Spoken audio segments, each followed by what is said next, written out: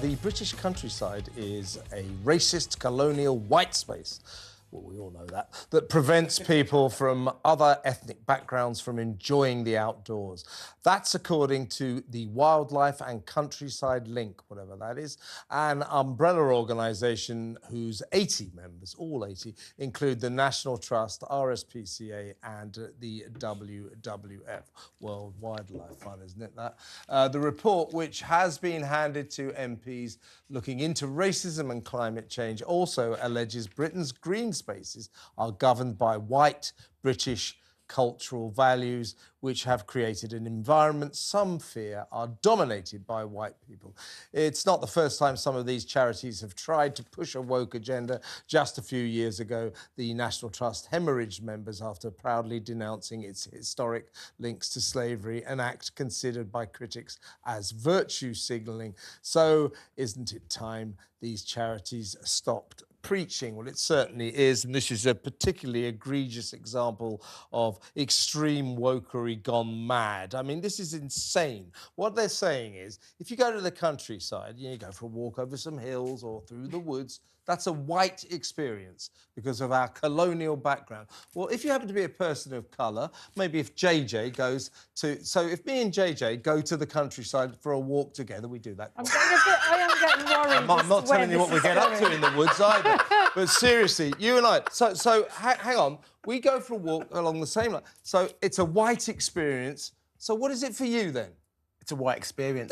It's not steeped in colonialism. Yeah. No, this is bonkers. It's absolutely bonkers. And I think they're using race, but they should be using actually class. Working class people, whether you're black or white, we don't go to the countryside. We're raised in city centres because it's easier to live, it's cheaper to live, you're nearer to your places of work, your schools and things. Exactly. It's not demographic. Yeah, I mean, it's classist. I'll tell you why I don't go to the countryside. It's awful.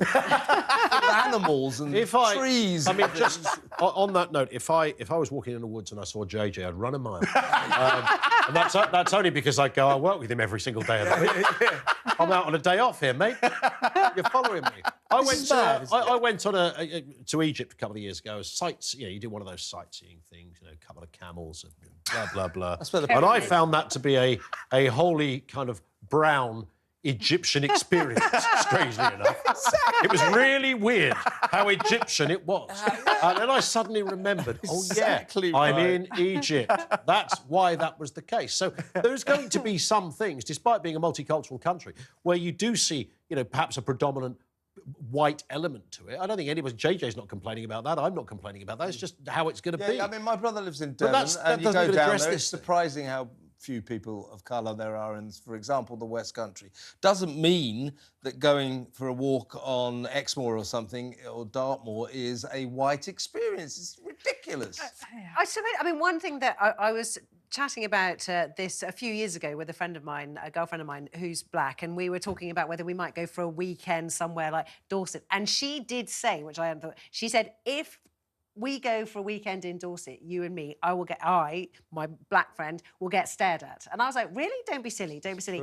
And she said, if I go somewhere where I am the only black or brown face, I do feel uncomfortable, because if I walk into a restaurant, people turn around and they look at me. If I walk into a shop, people turn around and look at me. She was not saying those people are racist.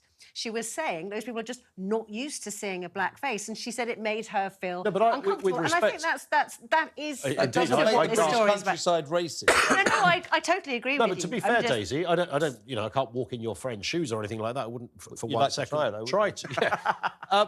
But when I walk into a restaurant, everybody looks. When I walk into the countryside, and you go in the country, and I don't mean that in a vain way. Here comes the incarnate.